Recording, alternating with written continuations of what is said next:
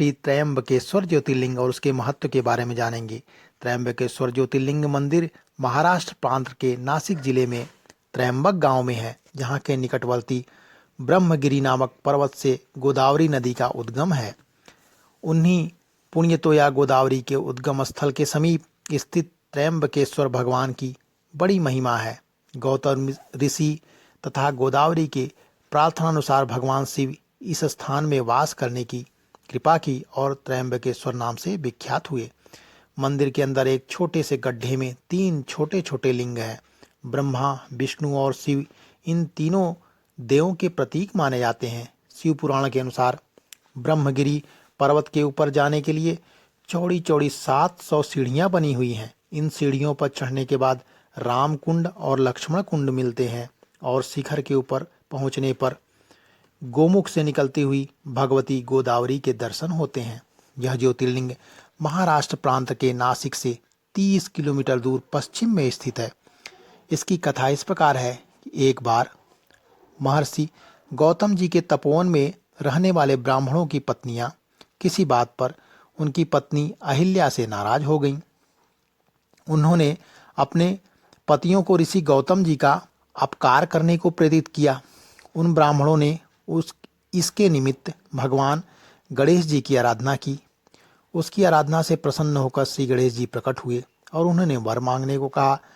तब उन ब्राह्मणों ने कहा कि हे प्रभु, यदि आप हम पर प्रसन्न हों तो किसी प्रकार ऋषि गौतम जी को इस आश्रम से बाहर निकाल दें। उनकी यह कथा सुनकर श्री गणेश जी ने दूसरा वर मांगने को कहा और उन्हें समझाया, लेकिन वे अपने आग्रह पर अडिग रहे। अंततः भगवान श्री गणेश जी विवश होकर उनकी बात माने। वे एक दुर्बल गाय का रूप धारण करके ऋषि गौतम जी के खेत में जाकर रहने लगे। गाय को फसल चलते देखकर बड़े नरमी के साथ हाथ में दृढ़ लेकर उसे हाँकने के लिए आगे बढ़े। उस दृढ़ को स्पर्श होते ही वह गाय वहीं गिरकर मर गई। अब तो बड़ा हाहाकार मच गया। सारे ब्राह्मण एकत्र हो गए। गौ हत्यारा कह करके ऋषि गौतम की भर्त्सना करने लगे। सभी ब्राह्मण ने कहा कि आपको यह आश्रम छोड़ कहीं अन्यत्र चले जाना चाहिए। गौ हत्यारे के निकट रहने से हमें भी पाप लगेगा। विवश होकर के ऋषि गौतम अपनी पत्नी अहिल्या के साथ वहां से 1 कोस दूर जाकर रहने लगे। लेकिन उन ब्राह्मणों ने वहां भी उनका रहना दूभर कर दिया। वे कहने लगे कि गौ हत्या के बाद आपको अब वेद पाठ और यज्ञ करने का कोई अधिकार नहीं है।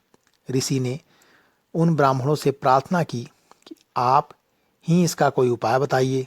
तब उन्होंने कहा कि आप अपने पाप को सर्वत्र बताते हुए 3 बार पृथ्वी की परिक्रमा करें, फिर लौटकर यहाँ 1 महीने तक व्रत करें। इसके बाद ब्रह्मगिरी की 101 परिक्रमा करने के बाद आपकी शुद्धि होगी, अथवा यहाँ गंगा जी को ला करके उसके जल से स्नान करके 1 करोड़ पार्थ शिवलिंग से शिव जी की आराधना करें। इसके बाद पुनः गंगा जी में स्नान करके इस ब्रह्मगिरी की 11 बार परिक्रमा करें। फिर 100 घड़ों का पवित्र जल से पार्थ शिवलिंग को स्नान करा करके आपका उद्धार होगा। ब्राह्मणों के कथनानुसार महर्षि गौतम जी ने सारे कार्य पूरे किए। उन्होंने अपनी पत्नी के साथ पूर्णतया तल्लीन होकर के भगवान शंकर की आराधना की। भगवान शिव उनसे प्रसन्न हुए और प्रकट होकर के वर मांगने को कहा। ऋषि गौतम ने कहा कि आप मुझसे प्रसन्न हैं तो गौ हत्या के पाप से मुझे मुक्त कर दें। तब शिव जी ने कहा कि हे गौतम, आप सर्वथा निष्पाप हो। गौ हत्या का अपराध आप पर छल पूर्वक लगाया गया है, अतः मैं उन ब्राह्मणों को दंड देना चाहता हूँ। इस पर महर्षि गौतम ने उन्हें क्षमा करने की प्रार्थना की। उन्होंने शिव जी से वहाँ हमेशा निवास करने की प्रार्थना की। शिव जी यह बात मांग करके वहाँ त्रयंबकेश्वर ज्योतिर्लिंग के नाम से स्थित हो गए। गंगा जी भी वहीं पास में है, गोदावरी नाम से प्रवाहित होने लगी। देखिए अब त्रयंबकेश्वर ज्योतिर्लिंग की स्तुति कैसे करते हैं। सहयार्द्रिशीर्षे विमले बसंतम गोदावरी तीर पवित्र देशे यदर्शनात् पातकमासुनासं प्रयातितं त्र्यम्बकमीशमीळे प्रयातितं त्र्यम्बकमीशमीळे। इसका भावार्थ है, जो गोदावरी तट के पवित्र देश में सह्याद्री पर्वत के विमल शिखर पर वास करते हैं, जिनके दर्शन से तुरंत ही सभी प्रकार के पाप नष्ट हो जाते हैं, उन भगवान श्री त्र्यंबकेश्वर की मैं स्तुति करता हूँ।